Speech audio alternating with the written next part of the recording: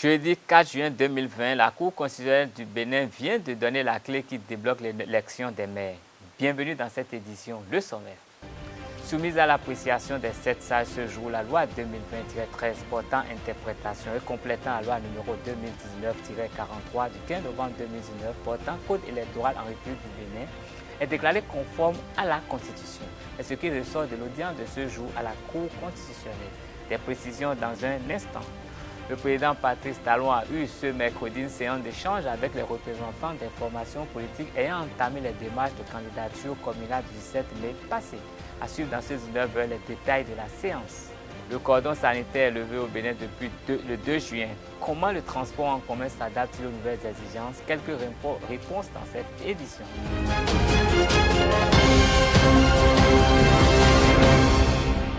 Mesdames et messieurs, bonsoir. Quelques mois après son entrée en vigueur, la loi 2019-41 du 15 novembre 2019, modifiant et complétant la loi 2018-23 du 16 septembre 2018 portant charte des partis politiques en République du Bénin, est déjà à l'épreuve de la pratique. Cette loi relative aux partis politiques fait l'objet d'un bilan en plein processus d'installation des conseils communaux. Dans la loi numéro 2019-43 du 15 novembre 2019 portant code électoral, adopté par l'Assemblée nationale le 2 juin 2020. La requête est recevable en ce que le rapporteur conclut à la recevabilité de la requête en ce qu'elle trouve son fondement dans les dispositions des articles 117, 121 de la Constitution et 20 de la loi portant loi organique sur la Cour constitutionnelle. En outre, la loi adoptée par l'Assemblée nationale le 2 juin 2020 a été transmise au président de la République à la même date. Le président de la République a saisi la Cour constitutionnelle le 3 juin 2020, soit dans un délai de 15 jours prescrit par l'article 57 de la Constitution. Quant à l'examen de la loi, le rapporteur fait référence au préambule et à l'article 2, ensemble avec les articles 117 et 121 de la Constitution. L'article 2 de la Constitution dispose que la République du Bénin est une et indivisible, laïque et démocratique. Son principe est le gouvernement du peuple, par le peuple et pour le peuple. Lorsqu'une loi qui vise les règles relatives à l'organisation de la dévolution du pouvoir politique dans un régime démocratique est adoptée alors qu'un processus électoral est déjà entamé, il appartient à la juridiction constitutionnelle de s'assurer que dans son objet et dans sa finalité, cette loi préserve l'esprit des dispositions en vigueur au moment de l'engagement du processus électoral, la continuité démocratique ainsi que le principe énoncé à l'article 2 de la Constitution. La loi soumise au contrôle de conformité à la Constitution est relative à l'interprétation et au complément de la loi numéro 2019-43 du 15 novembre 2019 portant code électoral. Elle est adoptée alors que le processus de désignation des organes dirigeants des conseils communaux et municipaux est engagé à la suite des élections communales et municipales organisées le 17 mai 2019. Le caractère interprétatif est conféré à une loi lorsque, de la part du législateur, celle-ci est destinée à clarifier la loi interprétée par des dispositions d'éclaircissement qui s'y incorporent. En tant que telle, elle ne constitue pas une nouvelle loi et, par sa nature, prend corps avec la loi interprétée, quand bien même le législateur a le pouvoir d'en aménager l'effet rétroactif. Il en résulte qu'en matière électorale, les dispositions interprétatives contenues dans une loi échappent au principe à valeur constitutionnelle de prohibition des réformes substantielles de la loi électorale dans les 6 mois précédant les élections sans le consentement de la majorité des acteurs politiques. En l'espèce, les dispositions des articles 189 nouveaux, 190 nouveaux, 192 nouveaux, 193 nouveaux, 195 nouveaux, 196 nouveaux, 197 nouveaux, 199 nouveaux et 200 nouveaux de la loi sous examen interprètent et s'incorporent à celles des articles 189, 190, 192, 193, 195, 196, 197, 199 et 200 de la loi 2019-43 du 15 novembre 2019 portant code électoral. C'est à leur égard qu'est fondé l'aménagement par le législateur de l'effet de la loi en son article 2, alinéa 2, qui dispose que, citation, elle est applicable à toute désignation ou élection de maire, d'adjoint au maire ou de chef d'arrondissement qui n'est pas acquise avant son entrée en vigueur. Toutefois, l'article 194 nouveau de la loi sous examen qui dispose que, citation, le maire et ses adjoints sont désignés ou élus pour la même durée de mandat que celle du conseil communal ou municipal. En cas de vacance de poste de maire ou d'adjoint au maire, par décès, démission ou empêchement définitif ou toute autre cause, il est procédé sous quinzaine à son remplacement dans les conditions édictées aux articles 189 et 190 nouveaux de la présente loi, la majorité à prendre en considération étant celle en cours au moment du remplacement. Le président Patrice Talon a évoqué la question au cours de la rencontre avec les partis politiques hier. Retour sur les propos du chef de l'État. Je dois vous avouer une chose, moi dans mon rôle, j'aspire à changer l'environnement politique et souhaiter que le Parlement, le président du Parlement m'a fait l'honneur de m'informer hier matin de la proposition de loi de son contenu. Et nous avons longuement échangé là-dessus. Et dès le soir, il m'a rappelé en disant que la loi avait été déjà votée et qu'elle serait transmise à la présidence dans les heures. Et a souhaité que si je ne vois l'objet d'une deuxième lecture, que la loi soit promulguée au plus vite pour régler les problèmes qu'il y a sur le terrain. Je crois qu'il aurait été bien que, compte tenu de la sensibilité d'une telle loi, qu'il y ait une concertation, une consultation des partis politiques au Parlement. Ça peut se faire. Le président ou la commission des lois aurait pu vous inviter hier à la commission donc, pour débattre du contenu. C'est quelque chose qu'il faut que nous parvenions à instaurer, à promouvoir, qu'on soit dans un même camp ou dans un camp opposé, parce que surtout que vous n'êtes pas au Parlement. Aujourd'hui, il n'y a quasiment pas de voix dissonantes au Parlement, même si les débats sont parfois très houleux entre ceux qui y sont. Le fait que l'opposition en tant que telle n'est pas remontée au Parlement aurait justifié bien que les partis soient invités pour débattre de cela en commission des lois avant d'aller au vote. Bon, moi, je le fais. Nous allons ensemble veiller et sensibiliser les uns et les autres pour qu'à l'avenir, les concertations entre le gouvernement, entre le chef de l'exécutif et les acteurs politiques, les partis politiques, notamment l'opposition, puissent se faire régulièrement, que la loi qui instaure le statut de l'opposition, c'est ça, soit rapidement mise en œuvre afin que le chef de l'opposition puisse être régulièrement consulté, aussi bien par le président de la République que par le président de l'Assemblée, si celui-ci n'est pas parlementaire. Toute chose qui révélera la dynamique, la bonne ambiance dans un pays où les opinions divergent, mais à la fin concourent à une même cause de développement.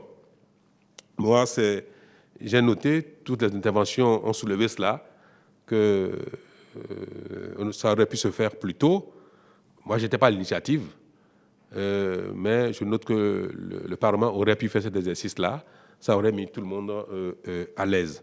À la suite de cette loi que j'espère promulguer assez vite,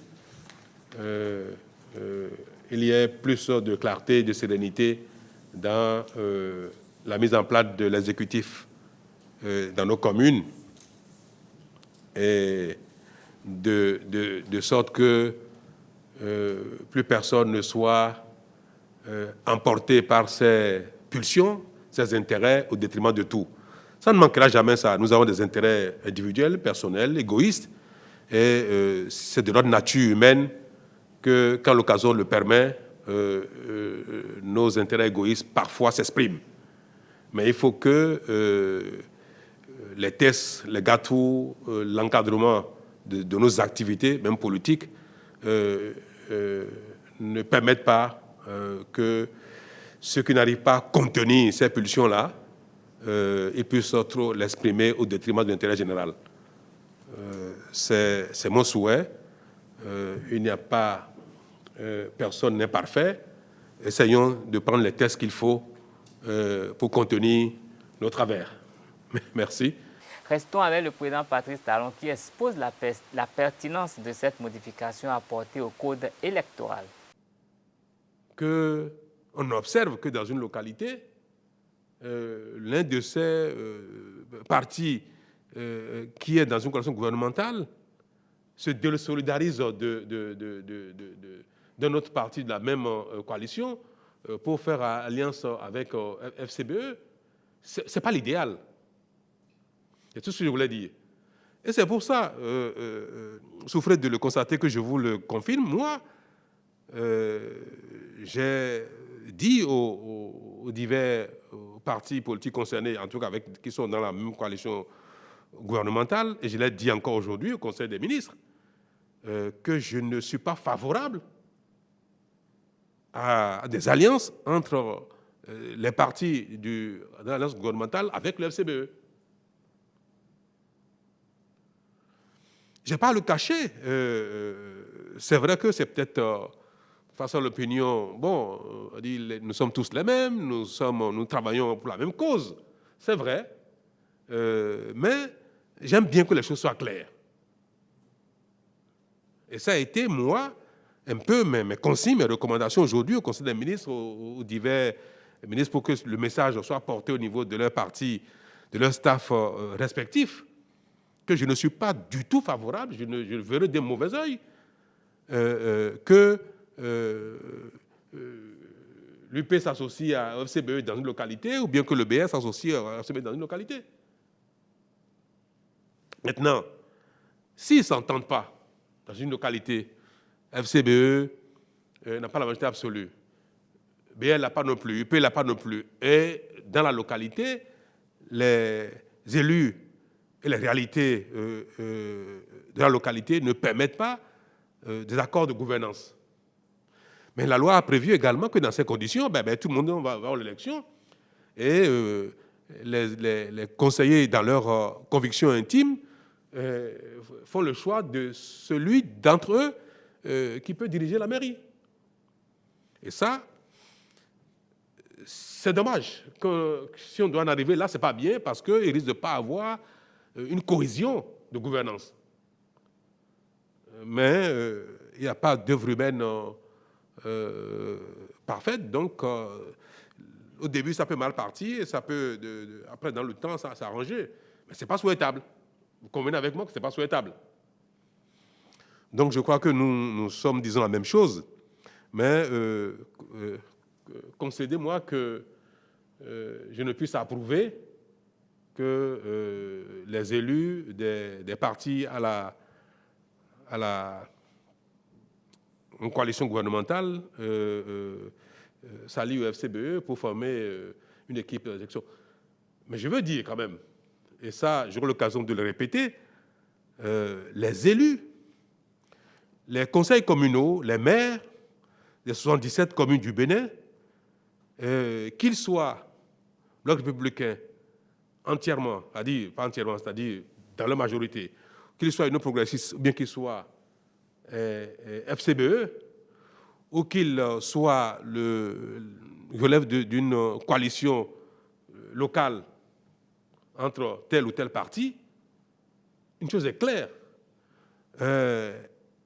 Les conseils communaux, les maires et les adjoints, dans l'exercice de leurs fonctions, ne sont pas en opposition avec le gouvernement, en tout cas encore moins avec moi. Moi, je ne considérerais aucun maire comme un opposant dans sa fonction. Qu'il provienne d'un parti politique de l'opposition, qu'il respecte les lignes de son parti politique, qu'il vienne avec des idées nouvelles, des idées différentes, c'est souhaitable. Je veux bien me nourrir des critiques et des idées nouvelles venant d'ailleurs, mais pour moi, cela doit nous permettre, les uns les autres, dans des actions complémentaires, de satisfaire les besoins de nos concitoyens. Nous sommes appelés, moi dans mon rôle et eux dans les leurs, nous sommes appelés à travailler pour une même cause. Donc, dans l'exercice de nos fonctions, quelles que soient nos provenances divergentes et variées, dans l'exercice de nos fonctions, nous sommes complémentaires. Nous ne sommes pas en opposition, nous pourrions être en opposition dans l'exercice de nos fonctions. Au nom de la force Kori.Bénin Émergent FCBE, El Farouk Soumanou émet un commentaire à la sortie de cette rencontre. Je suis Soumanou El Farouk, je suis le secrétaire national de la jeunesse du parti FCBE, membre du bureau politique, membre fondateur. Par rapport à l'actualité du vote d'une loi explicative et complétive par rapport au code électoral, je dois d'abord dire que la procédure n'est pas bonne. Elle n'est pas bonne parce que, à l'issue quand même du dialogue politique, constatant l'absence de l'opposition au Parlement, pour des raisons qu'on n'a plus besoin ici de rappeler, nous avons estimé que s'il y a des propositions de loi, l'Assemblée, le président de l'Assemblée, M. Louis Blarounou, même si ce n'est pas prévu par les textes, puisse prendre l'initiative d'associer au moins l'opposition. Donc quand je dis que la procédure n'est pas bonne, je m'attaque là directement à l'Assemblée nationale. Puisqu'il s'agit d'une proposition de loi, même si nous savons que derrière cette proposition, l'exécutif peut être derrière cette proposition, le constat c'est que c'est une proposition de loi. Et même si c'était en procédure d'urgence que l'on voulait le faire, je crois que le seul parti de l'opposition aujourd'hui en activité, c'est le parti FCBE. On aurait pu nous contacter et nous faire part de leurs intentions. On aurait pu donc donner notre point de vue et peut-être même faire des améliorations. Et je pense qu'à la place d'une procédure d'urgence, c'est un code qui mérite qu'on s'asseye pour revoir encore en profondeur certaines dispositions.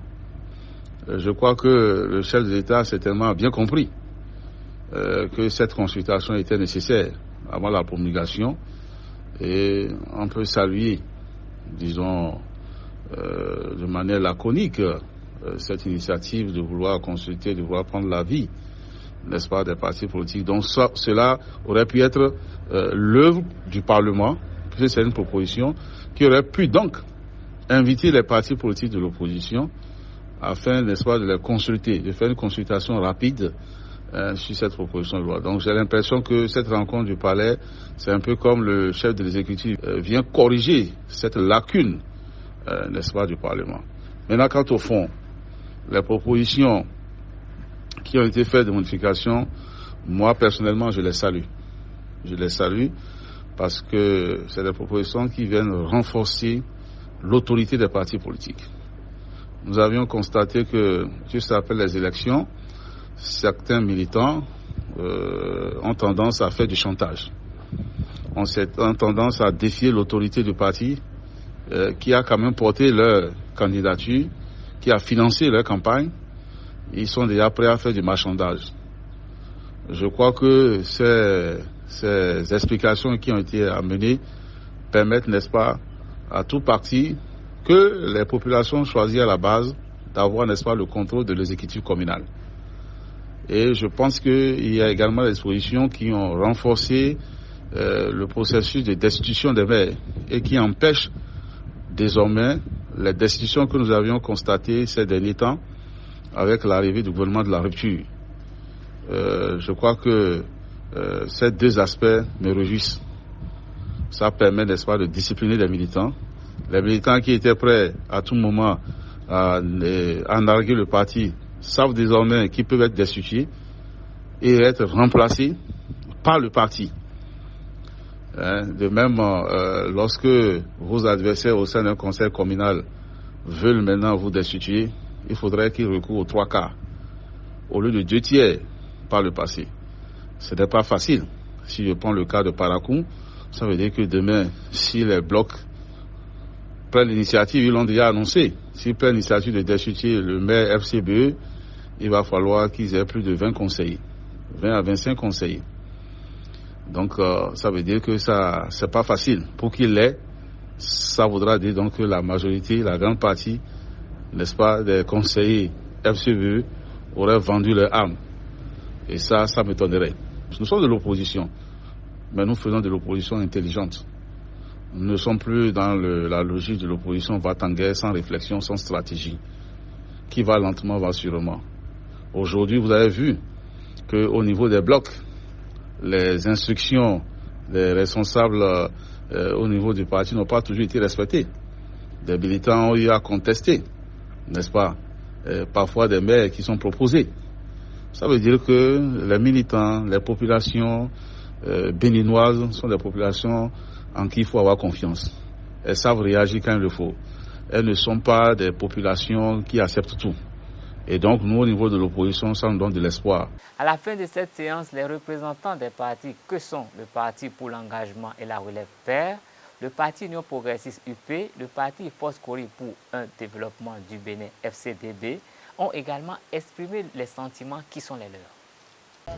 D'abord, le parti ne s'y attendait pas et le chef de l'État n'avait aucune contrainte à le faire.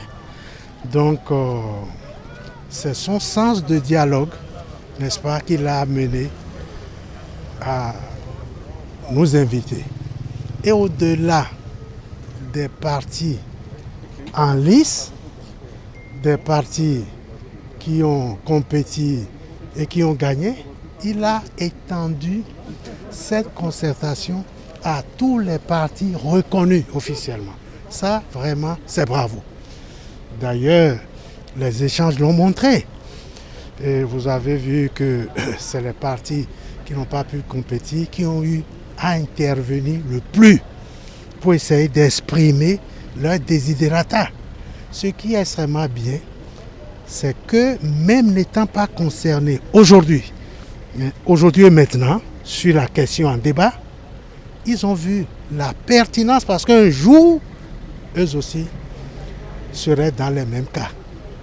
Et là, ils ont montré qu'il y a intérêt à la loi de renforcer la suprématie des partis politiques sur des individus.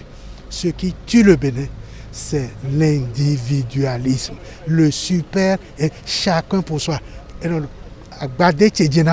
Il faut qu'on change cette mentalité et qu'on se trouve toujours dans un ensemble, dans un groupe, et que l'intérêt de cet ensemble, l'intérêt de ce groupe doit l'emporter sur toute autre considération individuelle. Nous avons été invités par le président de la République du Bénin et nous sommes arrivés avec notre délégation et nous avons pris contact de l'ordre du jour. Ce que nous avons pu voir et en lisant ce que nous a été donné comme documentation et avec la rencontre, les interventions des uns et des autres et les explications des membres du gouvernement qui étaient présents et des députés qui étaient membres des délégations des partis politiques, je crois que ce qui a été fait comme travail est un travail utile. Un travail utile dans la mesure où les inquiétudes que nous on avait, les inquiétudes que notre parti FCDB avait, je crois que l'essentiel a été levé. Et ce que nous avons recommandé à l'intérieur, je crois que vous étiez là, c'est que très vite que la vulgarisation soit faite à des niveaux donnés pour qu'on s'approprie. Parce que vous savez que moi je suis enseignant-chercheur et la remise en cause d'un certain nombre de choses ou certaines habitudes qui sont de nature à favoriser le grand nombre, je crois que si on le fait, je crois que c'est une très bonne chose. Nous avons noté que le chef de l'État a manifesté une volonté d'associer les partis politiques à la vie du pays. Ce que nous avons déploré est tout simplement que l'objet de la rencontre soit lié au vote de la loi électorale qui est passée à l'Assemblée hier, qui est déjà votée. Le chef de l'État a noté qu'il avait souhaité entendre les partis politiques sur le principe avant de promulguer. Et la plupart de ceux qui ont pris la parole ont souhaité que cette rencontre, ont trouvé que cette rencontre aurait pu avoir lieu avant le vote de la loi à l'Assemblée. Il a trouvé juste le principe.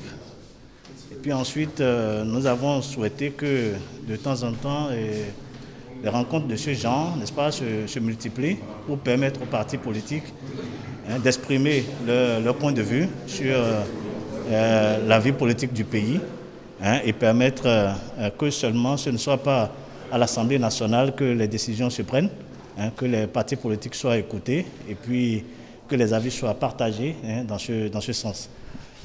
Il a également promis que bientôt, il y aurait encore d'autres séances qui permettront de réunir les acteurs politiques et de les entendre sur un toilettage complet, pourquoi pas, de la loi électorale. Dans un autre registre, déjà 2 jours que le transport en commun a repris du service au Bénin. Nos équipes ont fait le constat sur un parc d'autocars dans les environs de la place de l'Étoile Rouge ce matin pour se rendre compte de l'application des nouvelles règles pratiques. Suivez plutôt. L'ensemble des acteurs du transport en commun par autocar qui opèrent dans les alentours de la place de l'Étoile Rouge se conforment aux nouvelles règles. Déjà, les cache-nez ont été exigés. On a exigé, avant de rentrer dans le bus, nous exigeons les cache-nez, le lavage. On a aussi des gels dans le bus, comme vous le voyez. On a de lavage, les dispositions de lavage. Donc, vraiment, les écarts de trucs là, de 1 mètre, nous faisons au fait un passager par 2 sièges. Ce n'est plus un secret. Et ces mesures ont été décidées par l'État et nous devons de les respecter. Dès qu'un client arrive, on le sensibilise pour qu'il n'y ait pas grincement de dents. Et jusque-là, on n'a pas encore rencontré d'opposition. Tout se passe bien. Ils n'ont pas le droit de manger avant le terminus. Les consignes ont été très claires. S'ils veulent manger, ils mangent avant de monter. À Boïkon, nous avons des points stratégiques d'arrêt. Au niveau de Boïkon, par exemple, tout le monde descend du bus, on leur permet de manger. Et là-bas également, il y a le système est en place, le système de lavage de mains est en place. Donc, tout le monde se lave les mains avant de reprendre des places dans le bus. Les incidences financières sont partagées entre passagers et transporteurs. Le coût est légèrement monté. Si nous prenons le cas de Parakou, au lieu de 5 500 pour les bus non climés, nous l'avions mis à 9 000. Donc le coût est légèrement monté parce que chaque passager avec 2 sièges, vous voyez, pour un bus de 60 places, on n'a que 25 dedans. 2 mois, c'est important.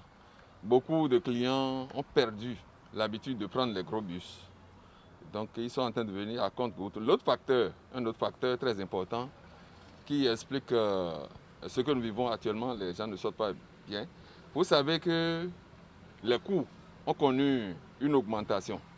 Usagers et acteurs du transport en commun par autocar souhaitent la reprise économique pour amoindrir les effets de la Covid-19. Toujours dans le cadre de la levée du cordon sanitaire, quelques Cotonois rencontrés ce jour aux environs du marché d'Antokwa ont commenté le retour des minibus de transport en commun communément appelé Topa Topa sur nos routes. Un élément signé Jean-Didier Seka Mounir Torego. C'est un sentiment de joie pour tout le monde, pour nous, les conducteurs et aussi les passagers. Mais jusqu'à présent, beaucoup ignorent la conséquence de cette maladie. Moi, j'invite, surtout, je veux remercier le chef de l'État avec son équipe et les membres du gouvernement. Pouvoir penser à nous, les conducteurs de transport, les chauffeurs de transport. En tant que citoyen, on ne peut qu'apprécier, puisque vous savez, bon, dans ce système, il y a un bon nombre de personnes qui y travaillent. C'est les citoyens aussi. Et quand il y avait cette suspension, on imagine combien de familles ont eu de problèmes. Donc, ça, je ne peux que prouver un sentiment de joie, c'est bien. Il urge également qu'ils respectent les mesures et les consignes qui leur sont données par les autorités du secteur pour que ça puisse aller comme nous le souhaitons vivement. Je vais quand même lancer un appel à leur endroit de ne pas profiter de ça quand même pour taxer les clients qui vivent aussi les effets de cette pandémie du coronavirus. Dans la reprise de leurs activités, moi je ne peux pas dire maintenant qu'il y a quelque chose derrière qui me réjouit. Parce qu'on les a demandé certains nombres de trucs là, de respecter certains nombres de trucs. Mais ils ne sont pas en train de le faire. Donc rien ne peut me réjouir là d'abord. Vous comprenez un peu. Par exemple, si les autorités, nos forces de l'ordre se lèvent par exemple pour dire « Ah monsieur, on vous a interdit de garer là ». Automatiquement, vous voyez comment ils réagissent déjà. Même le premier jour qu'on les a lancés, ils ont arrêté 2 bus ici devant moi, que les cas sont venus chercher. Là, c'est pas bien, ça ne nous honore pas. J'invite les forces de l'ordre, ils sont en train de faire un bon travail, je leur remercie beaucoup. S'ils arrêtent quelqu'un pour pouvoir motiver les citoyens à bannir cette maladie-là, on dit un devant. Les gens ne refusent pas. Si le chauffeur ne trouve pas, il y a des gens qui sont têtus. Je dis, le gouvernement prend les mesures fermes avec les forces de l'ordre. Si on trouve 3 derrière et un devant, ils n'ont qu'à arrêter ce véhicule.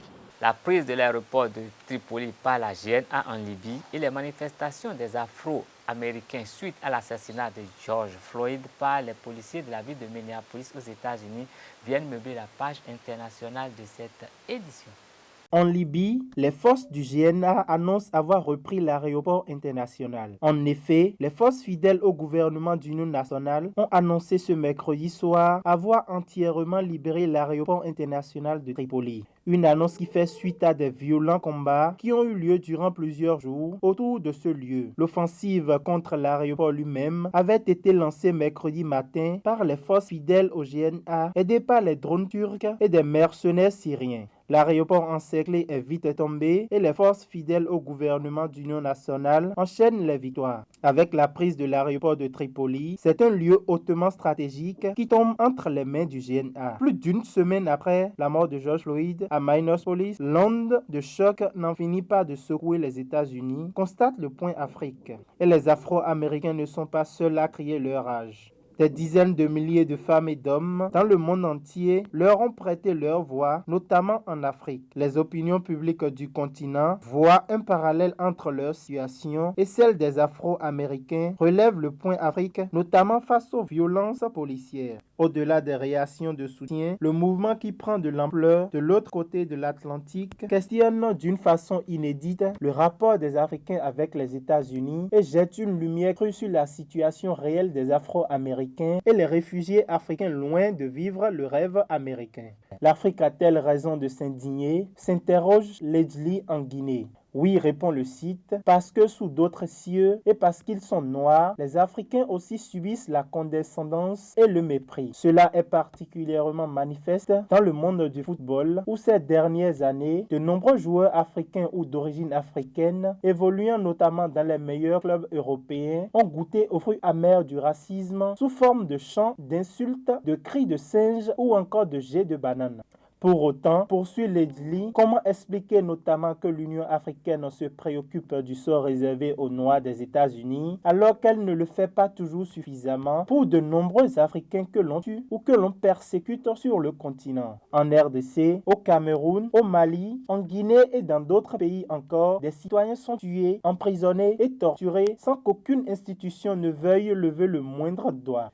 L'ironie est telle, constate Ledjli, que quand c'est sur le continent, c'est aux autres de s'indigner, de condamner et de déplorer.